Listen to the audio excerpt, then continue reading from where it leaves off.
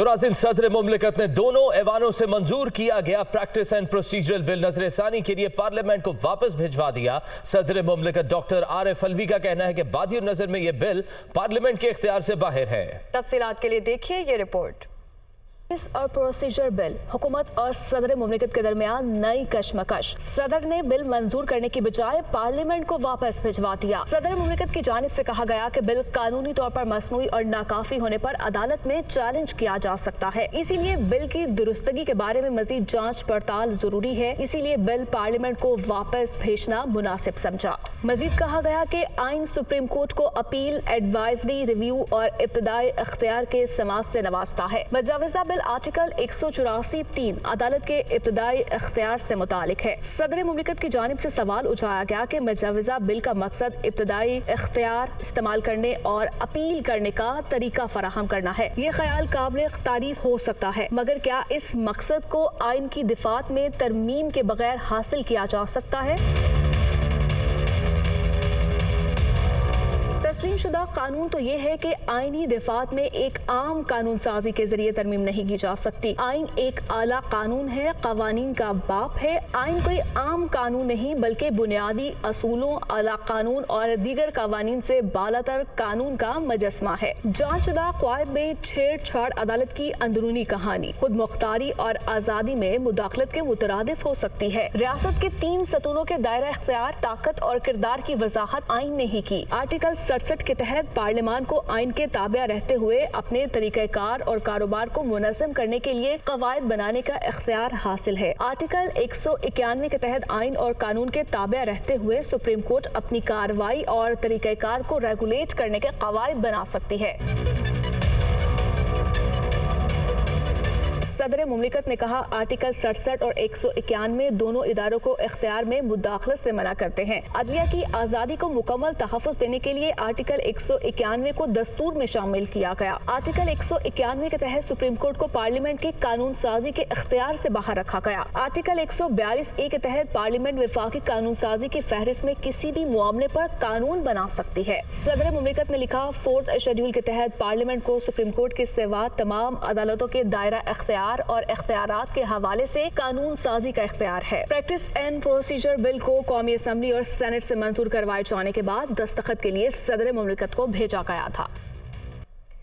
हुकूमत ने सदर आरिफ अलवी के इंकार के बाद सुप्रीम कोर्ट प्रैक्टिस और प्रोसीजर्स बिल पार्लियामेंट के मुश्तरका इजलास से मंजूर कराने का फैसला किया है। पार्लियामेंट का मुश्तरका इजलास पीर को तलब कर लिया गया है। ये रिपोर्ट देखिए। Supreme court practice and procedure bill सदर के एतराज़ात के साथ असम्बली सेक्रेटेरिएट को मौसूल। हुकूमत का बिल को पार्लियामेंट के मुश्तरका इजलास से मंजूर कराने का फैसला। पार्लियामेंट का मुश्तरका इजलास पीर को दिन 2 बजे तलब। Supreme court practice and procedure bill parliament के मुश्तरका इजलास से मंजूर कराकर दोबारा सदर को दस्तखत के लिए भेजा जाएगा। सदर मुमलिकत ने 10 रोज तक दस्तखत ना किए तो बिल अज़हुद कानून बनकर लागू हो जाएगा। वफाकी वजीर खजाना इसहाक डार ने कहा है कि सुप्रीम कोर्ट ने हुक्म दिया है कि 10 अप्रैल तक इलेक्शन कमीशन को 21 अरब रुपए अदा किए जाएं। 90 रोज में इलेक्शन अब भी नहीं हो रहे। बेनजीर भुट्टो की शहादत के बाइस भी नहीं हुए थे। आइन के मुताबिक एक ही दिन में इंतखाबात होने चाहिए। वीडियो बयान में उन्होंने मजीद क्या कहा, आइए आपको दिखाते हैं। इसमें जो तारीख बाउंड की गई है फेडरल गवर्नमेंट को, वो 10 अप्रैल तक ये पैसे वफाकी हुकूमत इलेक्शन कमीशन को मुहैया करे। इन हालात में वजारत खजाना का एक अहम जिम्मेदारी पैसों के हवाले से है। इन हालात में वज़ीर आज़म की हदायत पर मैंने अपना जो दौरा था उसको मैंने ज़ाती तौर पे जो फिज़िकल जाना था उसको ड्रॉप किया है। जहाँ मेरी ज़रूरत है वो हम वर्चुअल मीटिंग्स के ज़रिए मैं इस्लामाबाद से ज्वाइन कर रहा हूँ। कोई कह रहा है कि जी मुझे IMF ने मना कर दिया जाने से।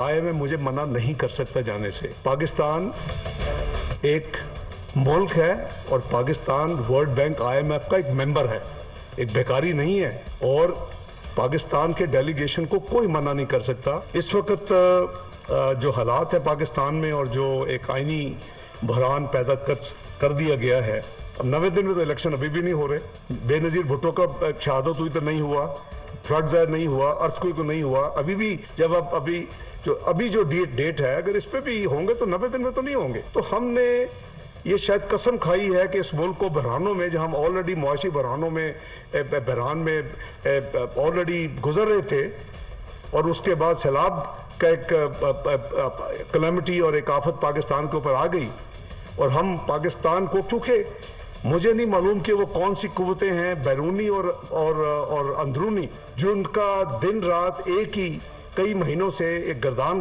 وہ کرتے تھے کہ پاکستان نے ڈیفالٹ کرنا ہے۔ انشاءاللہ ہم ہر پیمنٹ وقت پہ کریں گے۔ چیئرمین تحریک انصاف عمران خان نے کہا ہے کہ ہم نے انصاف لینا ہے، ہماری آزادی کی جنگ ہے جس کے لیے ساری قوم کو تیار ہونا ہے۔ چوروں کے ٹولے کو سہولت کاروں نے ہمارے اوپر ہمیں غلام سمجھ کر بٹھا دیا ہے۔ آزاد لوگ آزادی کے لیے کھڑے ہوتے ہیں، غلام لوگ آزادی کی جنگ نہیں لڑتے۔ چیئرمین تحریک انصاف عمران خان نے کہا ہے کہ ہم نے انصاف لینا ہے، ہماری آزادی کی جنگ ہے جس کے لیے ساری قوم کو تیار ہونا ہے۔ چوروں کے ٹولے کو سہولت کاروں نے ہمارے اوپر ہمیں غلام سمجھ کر بٹھا دیا ہے۔ آزاد لوگ آزادی کے لیے کھڑے ہوتے ہیں، غلام لوگ آزادی کی جنگ نہیں لڑتے۔ وفاقی وزیر داخلہ رانا ثناء اللہ کا کہنا ہے کہ 2017 میں پاکستان ترقی کر رہا تھا، نون لیگ نے دہشت گردی اور لوڈ شیڈنگ کا خاتمہ کیا، معاشی شرح نمو کو 6.2% تک پہنچایا، پھر سازش کے ذریعے فتنے کو مسلط کر دیا گیا۔ وہ فیصل آباد میں بائی پاس منصوبے کے سنگ بنیاد کی تقریب سے خطاب کر رہے تھے۔ ہم نے 2013 سے لے کے 17 تک دہشت گردی کا بھی خاتمہ کیا، اور اس کے ساتھ ساتھ جو ہے وہ لوڈ شیڈنگ کا بھی خاتمہ کیا، اور ملک کو ترقی کی طرف لے کے گئے، اور ملک جو ہے وہ 6.2% کے حساب سے ترقی کر رہا تھا۔ تو پھر کیا ضرورت تھی اس فتنے کو جو ہے وہ لانے کی؟ اس فتنے کو لانے کے لیے جو ہے وہ باقاعدہ سازش کی گئی۔ اس ملک میں اوئے توئے کا کلچر انٹروڈیوس کروایا۔ بے شرم آدمی نہ کسی کی عزت کرتا ہے، نہ کسی کے ساتھ جو ہے وہ اسے عزت کا سلوک کرنا آتا ہے، نہ اس کی کو اپنی عزت ہے۔ اب بھی ہم مشکل میں ہیں، مشکل دور ہے۔ آپ پاکستان مسلم لیگ نون پر، میاں نواز شریف پر اعتماد کریں۔ انشاءاللہ تعالی اس فتنے نے جو یہ ملک کو مشکلات میں ڈالا ہے، ہم انشاءاللہ تعالی ملک کو نکالیں گے۔ اور یہ فتنہ جو ہے یہ فساد برپا کرنا چاہتا ہے ملک میں، یہ بدتمیزی، یہ نوجوانوں کو گمراہ کر رہا ہے۔ یہ ہر معاملے میں اس کا جو طریقہ کار ہے وہ آپ کے سامنے ہے۔ اس لیے آپ پوری طرح سے اس کی شناخت کریں، اس کا ادراک کریں، اور اس فتنے کو، اس فساد کو اپنے ووٹ کی طاقت سے مائنس کریں۔ اور حافظ قرآن کو اضافی نمبرز دینے کا کیس سپریم کورٹ میں تنازع ختم نہ ہوا، جسٹس قاضی فائز عیسیٰ نے ایک اور نوٹ لکھ دیا۔ کہا ان کے 29 مارچ کے حکم پر 6 رکنی لارجر بینچ بنانے کی اجازت نہیں تھی۔ عشرت علی نے 4 اپریل کو لارجر بینچ کی تشکیل کے روسٹر پر دستخط کر کے مس کنڈکٹ کیا۔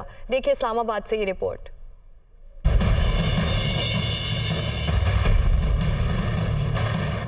عجلت میں بینچ بنا کر غیر آئینی فیصلہ دیا گیا۔ 6 ججز کا فیصلہ آئین کا متبادل نہیں۔ جسٹس فائز عیسیٰ کا آرٹیکل 184(3) کے مقدمات کی کاروائیاں روکنے سے متعلق تفصیلی فیصلہ جاری۔ جسٹس فائز عیسیٰ کا فیصلے میں کہنا ہے کہ رجسٹرار سپریم کورٹ نے میرے فیصلے سے متعلق سرکولر جاری کیا۔ رجسٹرار سپریم کورٹ نے آرٹیکل 184(3) کے فیصلے کو سرکولر سے مسترد کر دیا۔ رجسٹرار نے وفاقی حکومت کے احکامات ماننے سے انکار کیا۔ قاضی فائز عیسیٰ کا کہنا ہے کہ جب یہ اندازہ ہوا کہ رجسٹرار کا سرکولر غیر قانونی اور غیر آئینی ہے تو 6 رکنی لارجر بینچ تشکیل دیا گیا۔ یہ ججز جلد بازی میں اکٹھے ہوئے اور چند منٹ میں از خود نوٹس کارروائی کو ختم کر دیا۔ رجسٹرار سپریم کورٹ کو بتایا گیا کہ ان کے پاس سپریم کورٹ کے کسی حکم کو کالعدم قرار دینے کا کوئی اختیار نہیں۔ چیف جسٹس سپریم کورٹ کا حکم کالعدم قرار دینے کا کوئی انتظامی حکم جاری نہیں کر سکتے۔ چیف جسٹس نے آج تک میرے خط کا جواب نہیں دیا۔ جسٹس قاضی فائز عیسیٰ کا کہنا ہے کہ مقدمات کا فیصلہ قانون کے مطابق نہیں ہوگا تو عوام کا اعتماد عدلیہ پر نہیں ہوگا۔ جسٹس فائز عیسیٰ کا تفصیلی نوٹ سپریم کورٹ کی ویب سائٹ سے ہٹا دیا گیا۔ مزید دفاع پاکستان کونسل کی اسلام آباد میں کانفرنس ہوئی، جس کے بعد جاری اعلامیے میں کہا گیا کہ ملک کو مختلف چیلنجز درپیش ہیں۔ بیرونی دشمن کے ساتھ اندرونی سازشیں بھی ملک کو عدم استحکام کا شکار کر رہی ہیں۔ نیوز کانفرنس میں خطاب کرتے ہوئے مولانا احمد لدھیانوی کا کہنا تھا کہ ملک کے خلاف کوئی سازش کرے گا تو دفاع پاکستان کونسل اس کا راستہ روکے گی۔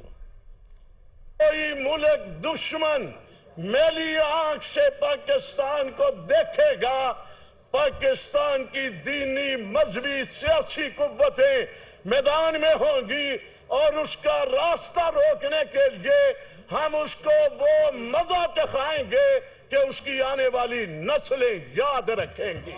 آج ہم اس پلیٹ فارم سے پیغام دینا چاہتے ہیں، آج کے بعد کوئی سیاسی جماعت، کوئی اور قوت کسی اور کے ایما کے اوپر پاکستان کو نقصان پہنچانے کی کوشش کرے گا، وہ بظاہر جتنی مرضی بڑی قوت کیوں نہ ہو، ہم انشاءاللہ میدان میں آئیں گے، ہمارا راستہ نہیں روک سکیں گے۔